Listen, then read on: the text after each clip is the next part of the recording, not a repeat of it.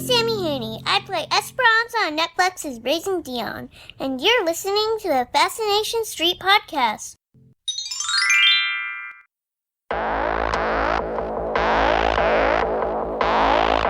I believe that everybody has a story, and I'm fascinated to hear them. So come with me as we take a walk down Fascination Street.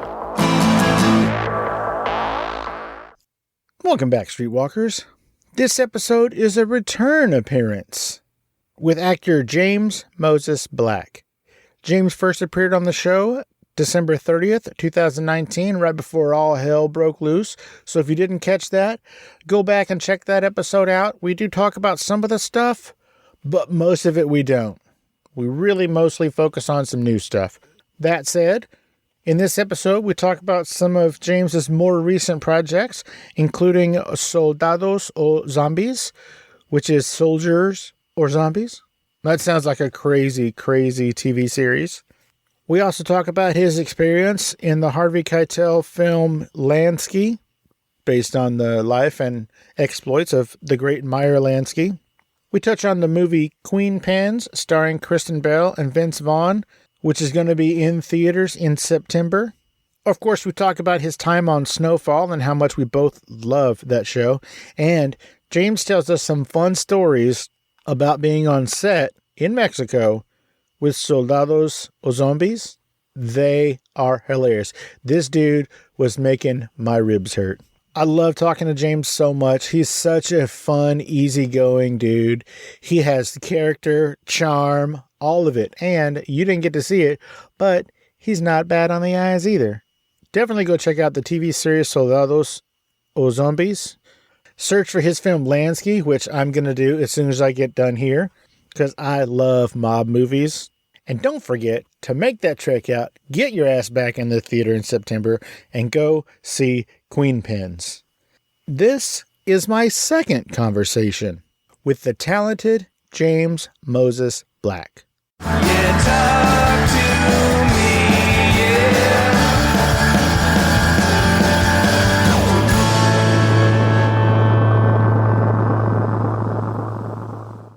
Welcome back to Fascination Street Podcast, James Moses Black. How you doing, man? Man, I am good. I don't know what else to say. I keep saying I'm good, got vaccinated, so I'm feeling pretty good right now. But did you recently get vaccinated? No, I got vaccinated back in March. Oh, okay, cool. Yeah. I paid $10,000 to do it. You did not. No, I'm just joking. Oh my God. That is hilarious. To jump the line, you're like, oh, I got to have this. Yeah. I need some more vaccine, please. I need some more of that. Let me get that. Yeah.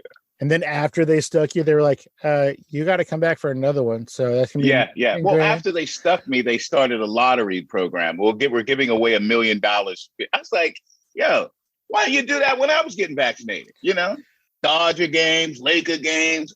You know what I got? I got stuck in the arm. That was it. Yeah, you didn't even get any donuts. They're giving away donuts and weird stuff now, man. All right. So, James, last time you were on, we talked about all kinds of crazy cool stuff. We talked about this weird franchise that I never heard of called Hot and Now. Right. Never heard of it, but it sounded amazing. We talked about all kinds of stuff. Your dope ass commercial for Las Vegas where you dove through a cement truck and then ended up like in a casino or whatever. Yeah, with the Chippendale boys. That's right. Yeah. So we're not really going to talk about a whole lot of that. Everybody can go back and check that out. That episode came out on December 30th, 2019. So go check that out. It was a lot of fun. I actually listened to it earlier this week just to kind of get boned back up and remember what we talked about, so we didn't repeat too much. So what have you been doing since then? The last time we talked, you had recently been on This Is Us, and I think Black and Blue had just come out. Right. What have you been doing since then, man? Nothing? Just shopping for those cool glasses? I love your glasses, by the way. Thank you. And yes, I've been shopping. How many pair of glasses do you have? You really want to know? Mm-hmm. Because you see, those glasses seem like you collect them.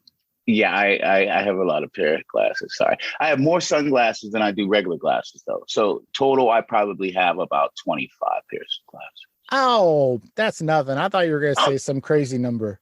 No. I've got more shoes than that in my closet. Come on, Yeah, man. yeah. That's where I went crazy on during the pandemic. I went crazy on tennis shoes. Oh, really?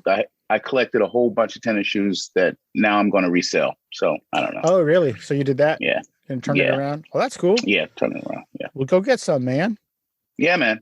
But other than that, man, I've been doing voiceovers. I did a lot of voiceovers during the pandemic because that was the only, viable thing you could do since nothing else was going on. It's good that you had kind of built that business up before the COVID thing happened, because we did touch on that on the last episode. Even back then, you did voiceovers all the time. So I think it's really cool that you had that sort of sideline going so that it could become a little bit of your full time when it needed to be. Right. Anything we know, anything we heard of?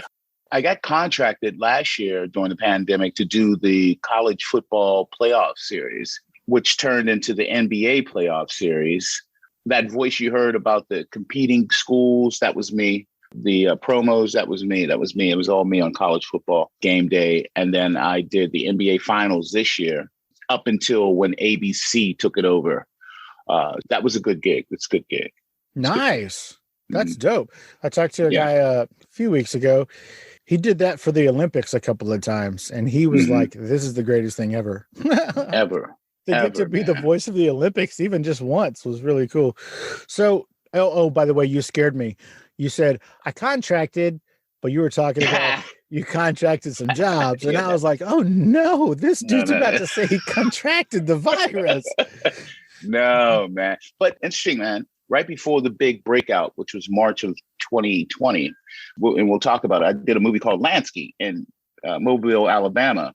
And when I got back, I'm telling you, I had the COVID. Yeah, I lost my sense of taste. I was sleepy, runny, hot, but no one back then had said what it was, what all the symptoms were. And a friend of mine came over and I said, man, I don't think you should come in here. Just drop the bag right there. Don't even come in. I had it. I had the earlier not diagnosed COVID. I know I did because I had all the symptoms. And do you think that was in March or before March? No, it was in February. I got it. Oh, well, yeah. I'm going to say you did. There's a lot of people that think they might have had it even like the previous December, maybe even some November and stuff. And everybody tells them, nah, you didn't have it. You're just an idiot. But it wasn't called COVID-20. That shit came out in 19. So they might have had it. Man. And I'm sure you did too. Both of my kids got it. They're almost 30, so they don't live with me. Thank goodness. My wife and I, we didn't get it. But both my kids got it. And it sucked for them. But I mean, they made it through fine. Yeah, I think I got it from the airplane, because no one knew. No one was wearing masks on the airplane. And so that air was circulating around. So I think that's where I think I got it. I didn't actually get it in Mobile. I got it on the plane. Oh, nice. Well, I'm glad you're okay. Yeah. And then what, like a year later, you got the vaccine. So yeah, a lot of people say that if you've had the virus, then when you get the vaccine, it really kicks your ass. Did you experience that? No, I just woke up light skin. I was like, I woke up with one of the bars. You almost made me spit my coffee all over my computer, man. Yeah, I woke up like Chico DeBarge or something. Like I was like, what is going on? Oh, I love it. You woke up Jussie Smollett. Yeah, man. Funny. I was like, man, if anything, man, I should have woke up as Shamar Moore. I wish I would have woke up as Shamar Moore or something. But I woke up as we all do. We all wish that for ourselves, man. I woke up as one of the ugly DeBarges. So that's fantastic. All right, so. Well, you mentioned it. Let's talk about Lansky. I think Harvey Keitel is in it, but tell me more about that. I think it comes out. It's out now. It's supposed to go to the movies, and I think they have a limited release. But now it's streaming on, I think, Amazon Prime right now. And it's a story about Meyer Lansky, one of the biggest gangsters that really was he taught the mob how to make money legitimately and put the money away. That dude basically built Las Vegas and part of Florida. Right. So when I first got the job, I was like, wait a minute, you guys want me to do a mob movie? Ain't no black people in the mob, bro. Meyer Lansky was Jewish. Jewish. Yeah. I was like, black. I'm like, yeah. They know, James, we want you to be an FBI agent. You're heading up the branch of the FBI in Florida. And I was like, wait, what year is it? Thank you. I was just thinking that same thing. I'm like, hold on. I was like, bro, ain't no FBI heading up black people in Florida in 72. But I went with it. I just said, all right, man. You were like, what? That don't make any sense. And then they showed you your contract and you were like, I'm going to make that? Oh, yeah, I could do that. I could do that. I'll take that. Give me that. I'll take that. So it worked out well. They liked what I did. I always liked Meyer Lansky for some reason, man. And he was like one of the dudes when I used to watch The Godfather. There was a guy who played Meyer Lansky, but they didn't name him Meyer Lansky. I was just intrigued about this dude's like wizardry with like numbers, and how he could just put numbers together and figure stuff out. So not the crime element of it, but just his mind. His mind was pretty sharp. Yeah, people who have a gift for numbers like that, they just blow me away. Like, I think it was Rockefeller. That was a Standard Oil guy, right? Rockefeller? Mm-hmm. Rockefeller. He was an accountant, right? He was just a bean counter. And once he started getting into the oil business, he went to one of his factories or whatever. And he was talking to the guy who was like, after they barreled the oil, then they would have to solder the lid on. Mm-hmm. And so he went to the guy and he was like, hey, how many drops of solder do you use? And he was like, I have no idea. And he was like, what's your job? You should know that. So count. And he was like, oh, okay, it turns out to be 60 drops of solder or whatever the number was. Right. And Rockefeller goes, hey, try it with 50. And he tried it with 50. It didn't work. It kind of leaked. He was like, try it with 55. And that worked. So they found the number that worked. And then just that like 5 drops of solder that they saved per barrel made him like another gazillion dollars because he didn't have to spend money on that. So it's little things like that. And like Meyer Lansky that also fascinate the shit out of me. So I'm right there with you. Where was that filmed? We shot in Mobile, Alabama, which Mobile is the original home of Mardi Gras. What? I didn't know that until I got stuck in the traffic. It is the original home of Mardi Gras. Look at that. I didn't know. I thought it was always New Orleans, but so how did it make that leap? How did it make that trek? It just went west. Mobile was the original place of Mardi Gras. That's so weird because I thought Mardi Gras had like Haitian roots or just, Southern Caribbean roots, like, that it came. Meaning statewide. Now people think of New Orleans as the place. It was actually Mobile. Yeah. That is so crazy. I had no idea that. And my dad lives really close to there. I bet he doesn't know that either. Yeah. So you got caught in the traffic, but did you get out and have a good time? Did you get to party? There's something about the South that you just don't get out of your car. I know I'm probably not supposed to be laughing in 2020. No, bro, laugh because it's crazy. It's crazy. You should laugh at this crazy stuff, man. Ridiculous. It's crazy. Ridiculous. Yeah. So if I just go to Mobile, Alabama, I can just whip beaded necklace at chicks and see what happens? In February. Remember, February is their month. That's their month. Well, it's month everyone. But yes, go there and you'll be surprised, man. That's the home of Mardi Gras. That's crazy. So what was it like working on that movie? Did you get to work with Harvey? I heard he's a real taskmaster. I worked with the guy who used to be on JAG. It was just quick, man. We were shooting quick. My scenes were great because I had idiots opposite me. I don't mean to say that like that. I shouldn't say that. But they were kind of like idiots. David James Elliott, that guy? White guy, kind of tall. He was like the lead dude on JAG. Yeah, that's him. David James Elliott. I had to look that up. I've never seen an episode of JAG in my life. I was on JAG way back in the day. Wow. Yeah. But yeah, I mean, it was cool. It was an experience. I was just happy to be a black FBI head of department of the FBI in the 70s. In a mob movie. In a mob movie. That is so funny. Oh, that reminds me of when I got turned down to play Ice Cube in that NWA movie, Straight Outta Compton. Yeah, it was weird. I don't know. I was the only one there for guy there reading for the role, but nepotism. They gave it to Cube's kid. Bro. So they probably wanted to rename you like Nestle Quick or something. Just give you another name or something. So and that's out now. You said, Lance? Yeah, it's out now. That's out now. Yeah. Oh, and it's streaming. Everybody just look for it. Find it. Yeah, it's streaming on all the platforms. I think someone told me it was $6, and then someone told me they fire sticked it, and I hung up on them. I was like, fire stick my show, man. You don't make any money. You don't make any money off it. Don't tell me you fire stick, whatever, stick to my show, man. Come on, bro. That is hilarious. I hung up on him. Oh my gosh. Hey, Streetwalkers, here's a word from our sponsors. Welcome to the Player Series. I'm Gary Player, and throughout the series, we're going to take you through incredible stories, conversations with legends and current players, perspectives on current events in and around golf, and much more. Don't forget to subscribe to the Player Series on Apple, Spotify, or wherever you get your podcast.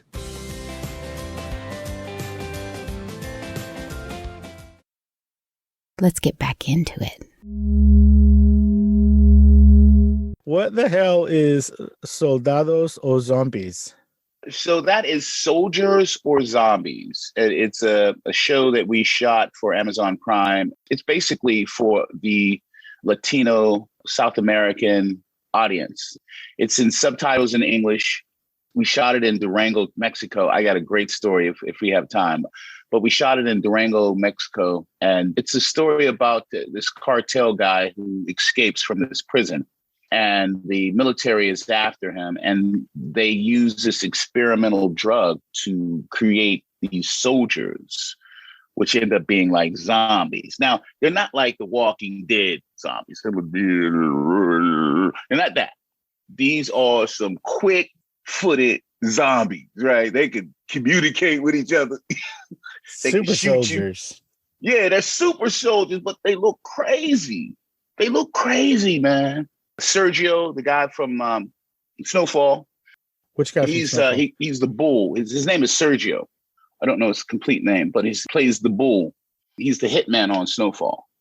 I love that show, by the way. Oh, that yeah. Is one of the best written shows in. That show. I told good. him, I said, man, bring me back. I did 2 episodes. I said, bring me back. I could be the narrator of the 80s for the show, Hell yeah. I was a DJ. And then a guy from Black Sails was on, Toby Schmitz from Black Sails. He was on the show. We actually had a really good time, man. I think it's an action-packed zombie thriller. That's what it is. If I had to say what it is, that's what it is. It's an action-packed zombie thriller. But the zombies aren't from the dead. They're created. They're created from this serum or whatever it is. Very Third Reich sounding. Good one. That's the kind of shit that they were trying to pull off way back in the olden days. Yeah. They were working on some stuff like that. So this comes out August 6th. August 6th. And in theaters? No, it's on Amazon Prime. Oh, that's right. You just said that. Yeah, it's 204 countries, believe it or not. Holy moly.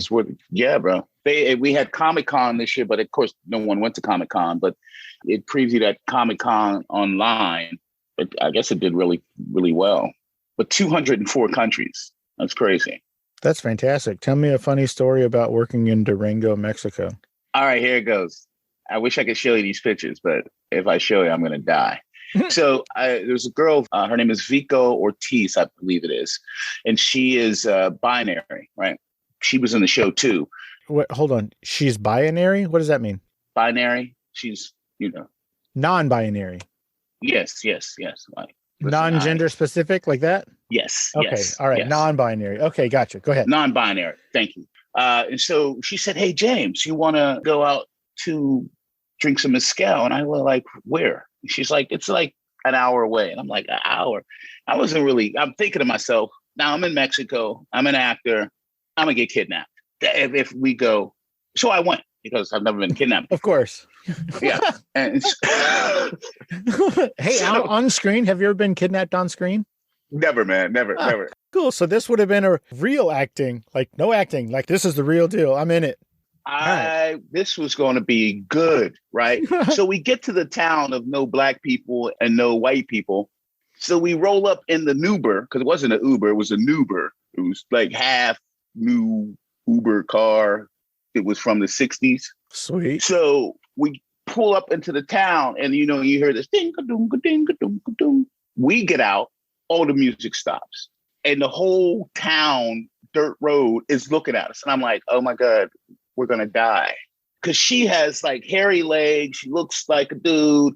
I'm a black dude looking like a black dude. And I can tell you, they never seen no black people in this town ever before, especially one that speaks English. So Vico spoke Spanish. So we get to the edge of town. And I say, listen, Vico, I'm feeling uncomfortable now because I don't know where we're going. And I just feel uncomfortable. And we get to the thing and she speaks Spanish. She asks these two dudes, hey, do you know where this mezcal farm is? They said, you see the horse right there? Make a left by the horse and then go down the hill and you'll be there. So we do that. It's funny, they were giving directions per animals. Always a good sign. I had directions like that once, but it was like, hey, there's like a picture of a peach on the side of the road, and then you take a left there. And then I was like, what the fuck? And then there'll be like a Palomino horse. And I go, what is that? Yeah, like, and there's a bunch of dogs running, and then you're right there. But what if that horse is not near the fence and I don't know where to turn? Hey, this horse was doing all the horsies. He was just everywhere. I think his name was Django or something, the horse called Django. Because he was doing every horse. Anyway, we get down to the bottom of the hill. Long story short, we end up at this dude's farm, and he's an ex-cartel guy. Yay! Right? And I'm thinking, I'm gonna get kidnapped soon. If it's definitely gonna get my head in a. I'm gonna get kidnapped, man. We're gonna get kidnapped. Dude, he is the unofficial mayor of this town. You're never ex-cartel, right? You're never ex-cartel. No. We get to this town, man, his farm, and he's the coolest dude ever. And he owns literally the town. He's not the mayor. He's the owner of the town. He calls the cops to come down to the farm. And I'm like, oh, we're dead now. They get out the car with like AKs. And he says to me in Spanish, you want to shoot a gun? And I'm like, this is a trap. First of all, this is entrapment, Your Honor. What gun you talking about? You talking about the BB gun, or you talking about that AK-47 that dude's holding over there? He's like, nah, shoot the AK. And I saw my life, bro, flash before me. I really did. So I shot the AK-47 because I had never experienced my life going before me. And I shot it, and I immediately thought, what if you hit somebody with this thing? You're a dead man. But I didn't. I gave the gun back. The cops were like, hey, migo, good. And I was like, yeah. I need a drink now. We drank mezcal right out of his well. Oh, nice. Unbelievable, man. Yeah, was it delicious? It was warm and delicious. I shouldn't say that like that. It was delicious. It was. My mother's gonna kill me. We drank it. After that, it was all a blur. But we made it back to the hotel. The dude who owned the town, the ex-cartel dude, took us back to Durango. That's 120 fantastic. Miles an hour. Oh, that's good. While you're drunk, not throwing up in his ride because he'll shoot you in the face. I'm like, I just want to go home. That sounds fantastic. And kids listening, the end of that story is that Vico changed her name to Warm and Delicious. That's why he said he shouldn't say it like that. Oh, man. Oh, I love that story. Oh, my gosh. What the hell is a queen pin? I know what a kingpin is. What's a queen pin? Well, Queenpin is a movie about, supposedly it's a true story about these women who created a coupon scheme or a scandal. They just took advantage of the opportunity. Kristen Bell, Joel McHale, my man from Wedding Crashers, Vince Vaughn. Name somebody I've heard of. You're right. Right. But I mean, it was cool, man. I had 2 scenes in it. I played Kristen Bell's lawyer. And they allowed me to improv the second scene. Really? It was a courtroom scene. Yeah, man. And they allowed me, after the first word was, thank you, Your Honor. And they said, James, can you just improv? And I improv the whole freaking scene, my closing argument to the judge. Hold on. So did they prepare you for this at all? No, of course they didn't prepare me for it. So, man. so you're sitting there and you're like, all right, so I know my lines. And then they interrupted you and were like, just make some shit up that's going to sound like real Make- cool court jogging. Real cool courts. Now, the good news is that I've been arrested a couple of times, so I knew. Yeah, that's great news. It's just I kind of knew the whole function of the court, and I was a big Perry Mason fan, and I in the Jimmy Smith show, so L.A. Law, so I kind of understood how court happens. So we do the first scene, I kill it, and they stop. Everybody's like, "Hey, man, are you like an attorney for real?" I was like, "Nah, bro, I just slept at a Holiday Inn Express last night. Yeah, I'm good." Play one on TV. There you go. But that was the whole thing. Like, people just kept asking me, "You got to be a lawyer or something." Like, nah, I ain't a daggone lawyer, bro. It's all, acting. I think. Hello. That's why you hired me. I'm this right? awesome. That's why you hired me. I love that you said the good news is I've been arrested a couple of times. I hope you broke it like that to your parents when you got arrested. Hey, Mom, the good news is I've been arrested. I've been arrested before. I say, come on, man. That's fantastic. It's America. You ain't arrested. You ain't a citizen until you get arrested. That's right? the truth. I think you're not even allowed to vote unless you've been arrested, I think. How tall are you? 6 foot. How tall is Kristen Bell? Oh man, she got to be like 5'4". She's like 3.5 feet tall, right? So did y'all look ridiculous in a scene together? You know who I look ridiculous against was Vince Vaughn. Vince Vaughn's like 6'4". Yeah, he's like 7 feet, like, 9 inches tall or something. Yeah, man. Super nice, tall guy. Good to hear he's nice. Yeah, he's super nice, man. He's super nice. And he's such a character that everybody loves Vince Vaughn. Like, I've never seen this many people like really love a person, like, because of acting, and they just think he's a great guy, man. But he was a good dude, man. I like it. Kristen Bell is also a nice woman too. Sure. You're obligated by contract to say that. I know everybody in Hollywood is. I've heard she's just as mean as Henry Winkler. So there you go. And that movie comes out in theaters in September? September. Yep. They pushed it back. Are you going to go see it? Yeah, I'll go to the premiere. I'll go to the premiere. Oh, well, la-di-da. I just meant like with the poor people. You're going to go see it like I'll go to the premiere. Hey, man, I went to so many premieres for Black and Blue that the last premiere, I was actually sleeping. And some dude randomly taps me. He's like, "Yo, man, you're sleeping. You're in the movie." I was like, "Dude, we did this movie like a year ago."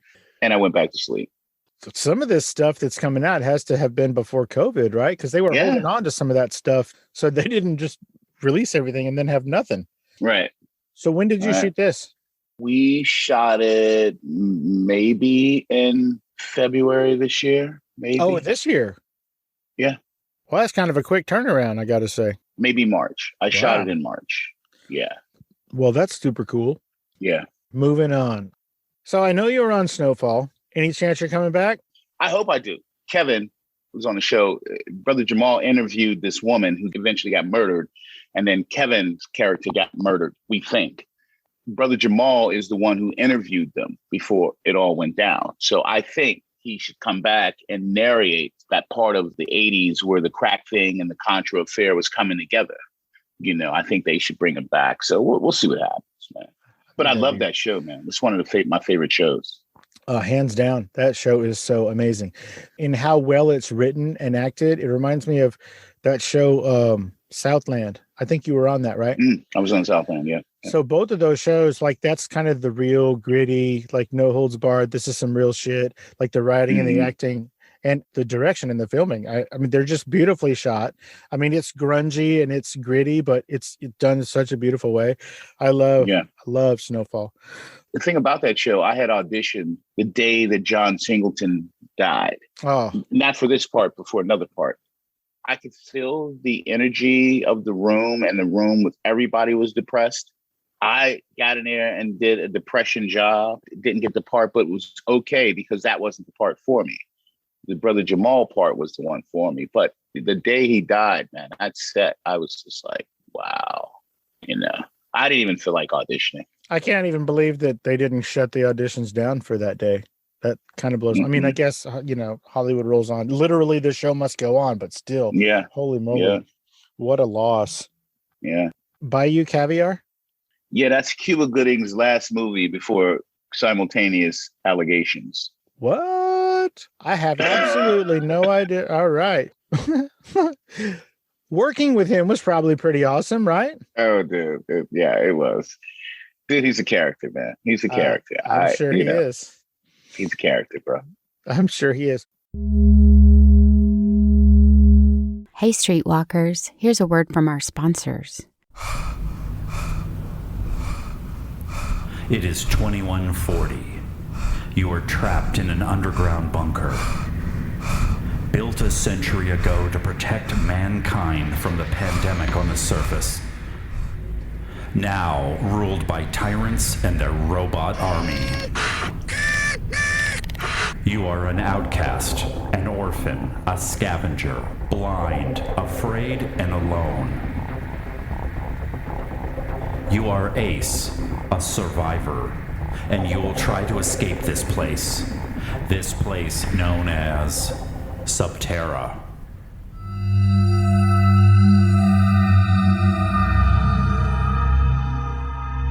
Subscribe to Subterra at iTunes, Spotify, or wherever you download podcasts. Let's get back into it. Now, we haven't mentioned it at all, and I'm only going to bring this up out of my own pure selfishness. Please tell me how your project is going. I believe it's called 55. Yeah, man. Thank you for asking about that. It's going well. It's at Braun Studios right now. We're debating about the aspects of the budget, but it's at Braun. You know, Braun did Judas and the Black Messiah. They've got Aretha coming out this month in August. You know, they did Queen and Slim, Greyhound, The Shape of Water. So it's in a good place. You just got to make it happen. Settle a bet that I have with myself. That company, Braun, is it in any way tied to Mr. Nope. James? Nope, not at all. No. The Braun's company is Spring Hill. And I guess he might have just sold Spring Hill too for a lot of money. He doesn't do anything unless it's for a lot of money. So yeah, he's the first billionaire still playing basketball in the NBA. So take that, Michael Jordan. Yeah, right. I got my billion while I was playing. Haha, loser. I mean, had a 90 million head start straight out of high school before he had a team to play on, but still. Right. Yeah, but it's a Canadian company. Braun is a Canadian company. Gilbert and his wife, Deborah, run it, but they're from Canada. Well, that is a big production company. So I am super excited because I think the last time we talked, you were still shopping it around. So I am so excited. Will you tell everybody kind of what that movie is about? Because I love this concept. 55 is set in 1955. It's about a Black man who is actually white, believe it or not. He looks white. He has all the characteristics of being Caucasian in color and presence, but he's really Black. And sort of like he got the COVID vaccine and then woke up like you. Yeah, he woke up as like Chico DeBarge. His history is he didn't know his mother was a Black woman and his dad is a white guy. And his dad took him out of the South and brought him to Vegas. It's about Jim Crow. It's about music. It's about celebrities in the 50s who weren't allowed to stay at hotels they played in. It was some of the biggest acts in Vegas in 50s, but they weren't allowed to stay at hotels. So it encompasses all that with the music as well. And it tells a story about how this man goes from having the world in his hand to essentially the world crushing him. And it's all because of race. The one drop rule or whatever it was? Yeah, he discovered that he has the sickle cell trait. He gets tired and he goes, his wife convinces him to get an exam. And this doctor who I wanted Dustin Hoffman to play, but Dustin's not doing anything, I think, anymore. He discovers this trait in him and proceeds to threaten him with exposure if he doesn't leave town. And his world collapses. He goes from this white prominent man to a Negro. And using the word Negro is in the 50s. It was a term that was accepted. Negro was accepted because that was better than the other word. It went that way. So he goes from being this white dude to a Black dude while still physically white. So is the actor going to be a white actor, or is it going to be a black Yes. actor wearing whiteface? No. Come on, man. Oh, You Eddie know I wouldn't Murphy do style. that, bro. No, brother. No. You're going to get I want Arsenio to do it. You know who I want? I want Wentworth Miller. He was From, Prison Break. Prison Break. Yeah. And also he was on all those CW comic book TV series like Arrow and Flash and all that shit. He's on there too. Yeah, Oh, he'd be great.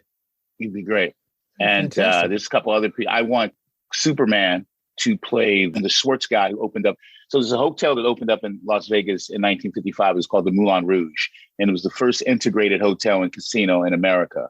And it was on the northwest side of Vegas, which was predominantly black on that side. And so I want Superman to play the dude who opens the hotel. Which Superman? Jim, what's his name? Caviezel? Yeah. Because I'd the love him other to. Brendan Routh, the guy who took a bullet to the eyeball, No. he's friends with Wentworth Miller. That's why I brought it up. Yeah, no. No. Yeah, no. Are you going to be in this movie? Are you just going to direct it, or what are you doing? I am going to position myself in whatever way I need to, you know. I want Wayne Brady as one of the people, because Wayne Brady's a talented dude, man. Absolutely. I don't know if you got noticed, but this dude is crazy talented. He might be busy hosting game shows and shit. Okay. See, Wayne, this is why people don't hire you, bro. You want to do, let's make the deal.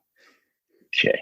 I'm sure he made a hell of a deal to do Oh, that too. yeah. He made a great deal, brother. He made a great deal. I also like, because there's another element of the movie. I like Billy Porter. He's really talented too. His character does have a secret too. What Billy could Porter's it possibly character. be? He's short. That's what it is. See, there you go. Well, hopefully they just throw all the money at this and it can be as big a budget as you need it to be. I can't imagine you're actually going to shoot this in Vegas, are you? No, we've looked at New Orleans, Louisiana, and Georgia and Alabama. All of them have those tax incentives. Right. You can leverage that money. For all those people who are wondering about the tax, you can leverage that money that those states give you against the film. You can say, that's money I have in my hand. So yeah, it's a absolutely. tidbit. It spends like real money. What's that dude's name who owns all of Atlanta? Tyler Perry. What about that dude's studio? You want me to call him? I'll blow in a call to Tyler right now, man. I ain't afraid. Yeah, call him up, man. See if he could do that. I mean, he owns all of Atlanta. Hey, Tyler, you want to work with Bron? You want to work with Bron? Yeah. And then he's gonna be like, "What, LeBron? No, well, No. we can talk about that Bron. later." Yeah. Well, I am super excited about that, man. I cannot wait. Can't wait until. Yeah, man. I'm telling you, man. I'm not saying this just to put any additional sort of clout on the movie.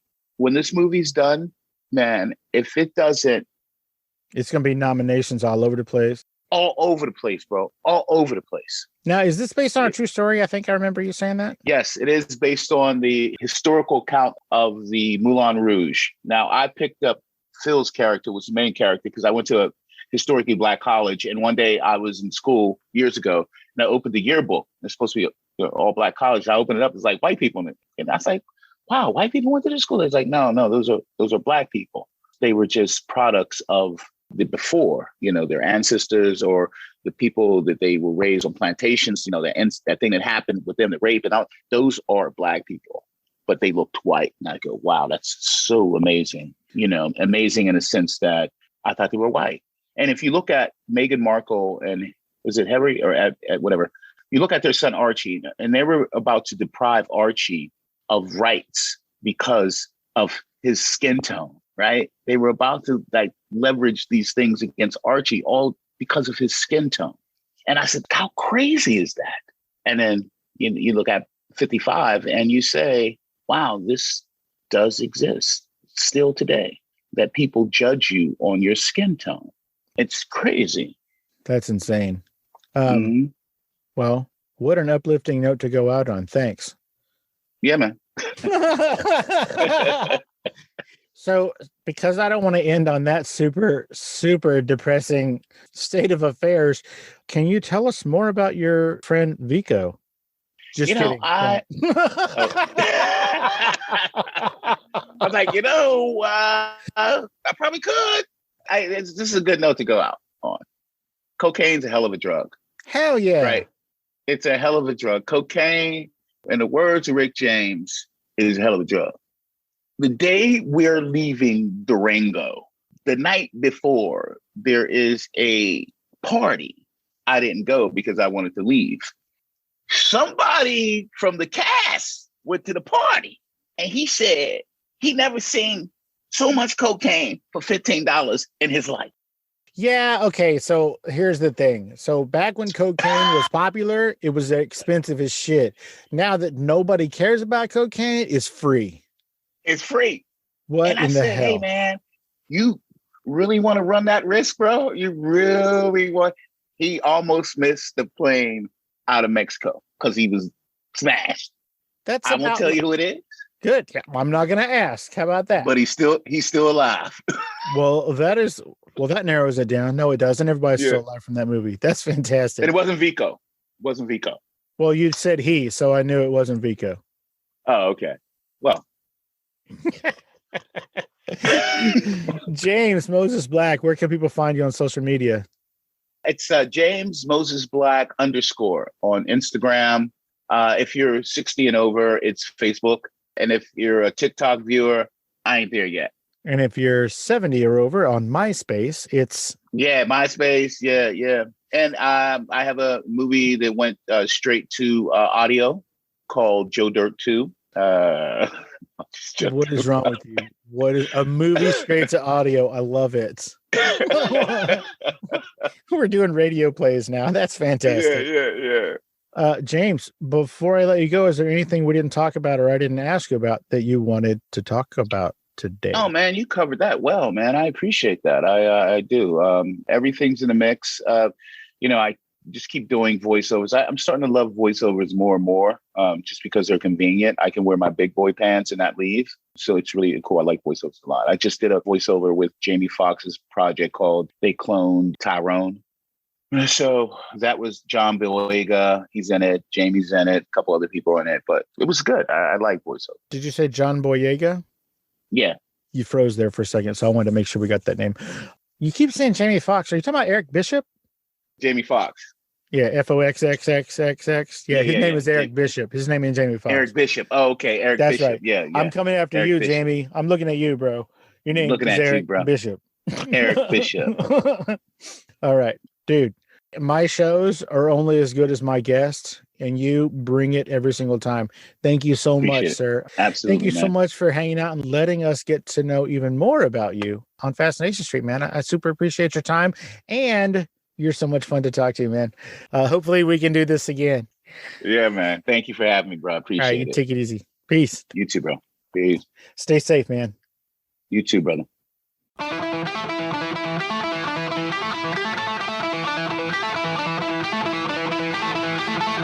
Opening music is the song Magnolia from the 2001 album Intransigence, used with permission from Douglas Miles Clark. Closing music is from the song Say My Name off the 2021 album Underdog Anthems, used with permission from Jack's Hollow. If you like the show, tell a friend. Subscribe and rate and review the show on iTunes and wherever else you download podcasts. Don't forget to subscribe to my YouTube channel. All the episodes are available there as well. Check me out on Vero at Fascination Street Pod and TikTok at Fascination Street Pod. And again, thanks for listening.